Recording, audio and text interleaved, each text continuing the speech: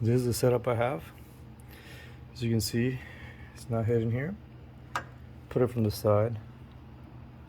So now I was able to get the right angle for the half shaft. So once I got the right angle, I made a spline and turned it a little bit, and I could feel it. And I just a pretty good smack, or not smack, but push. Like I said, like a slide hammer effect, and it goes right into place. Now we're gonna install the hub. Do not forget that washer. It goes right here, because if you forget it and you put all this back together, it's gonna be me. I'm gonna be like, I fucked up, and I fucked up. So I didn't put it in. You guys gonna give me shit for it, but I'm sure it's like a washer or like a spacer or something. I'm just gonna go, and if I just want to finish this thing, and if something goes bad, I just guess I'll replace it. Go through this pain in the ass again. So yeah, put my washer in, and then slide the hub assembly in here. As you're lifting it, if you don't have nobody helping you, just try to thread it. Once you thread it, then you're gonna keep pushing until the upper part matches there. Make sure it's straight and this actually goes in. You gotta push this down. You can force it and put it sideways, and you'll start compressing this up, and that's when you're messed up. You gotta move this around and fight with this, move around. If you put the jack on this bottom part with this spline, you will never be able to move this. So that's why I said to get it right next to the ball joint. And that's the setup you need for the ball joints. Otherwise, the nut will spin forever. Cracking them loose, I just hit it with an impact. And then once they start spinning, I just use this setup. Same with down here. This one's still loose. Gotta put a, there it goes. Gotta put a Allen bolt on that, Allen wrench, and then tighten it down. Once it gets tight, then you can use just the torque, just the wrench or the socket.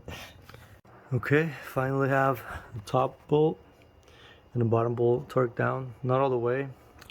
I had to put the steering, I guess, half shaft or steering nut ball joint in.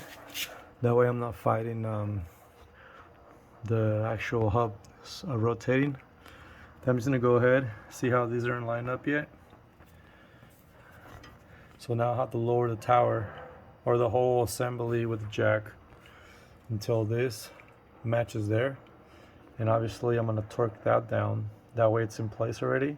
Torque the other side, and then line this up with the jack, put the bolt through it, and then make sure all your other bolts are tight. Tighten down one. You gotta look, I think the torque spec is on. It's obviously not reusable. I have a new one I got put on there right now. I just put it on there for temporary holding of the half shaft. We gotta torque that down. So pretty much this trick right here with the jack is what saved me, because nothing was lining up. The tower is obviously too long, because obviously there's a leveling kit. That's how I did it. Sorry. Obviously, you gotta put the like I said, nut back in, new one. I'm just gonna take the cap off the rims so I can actually torque it to spec. Is like things like, you gotta look it up again. It's like 300 foot-pounds or something. So I'm gonna do it at the end when the wheels and when the tires are on the floor, and I just use the vehicle's weight. Torque it with the torque wrench. Put the calipers back on. Put the rotor, everything assembled as removed, and that should be it. Tomorrow I'll do the rear because it's a little late now. Hey YouTube, so sorry about the lighting yesterday, and I was gonna do a video today, but I'm just gonna point out some quick tips for the rear that you might want to look for. So again, sorry yesterday for the lighting. I don't do this for a living, so just trying to help out. I'm not trying to take this apart to do a better quality, but hope you enjoy this last portion of the rear suspension. So for the rear, pretty straightforward. Remove the calipers like the other ones right there. Take all these links off. Before you take these off, make sure you support the bottom hub so your spring doesn't come out shooting. It's pretty dangerous, so cautious there. Sway bar link right there. I actually had to loosen the bracket as well, like the fronts, so I had enough play to slide them out. Very, very important. If your vehicle is equipped with these angle, they're OEM. It's to tell you like the degrees and elevation, whatever, in your vehicle when you're off-roading. If you have that, be very, very sure to take it off the bracket, because I'm pretty sure you're gonna snap that sensor. I wasn't trying to take any risks, but pretty sure those are the longest they'll go is the flex of the suspension. But when you remove the shocks and the springs, you're way beyond your flex. Sorry for seeing my steel toe again.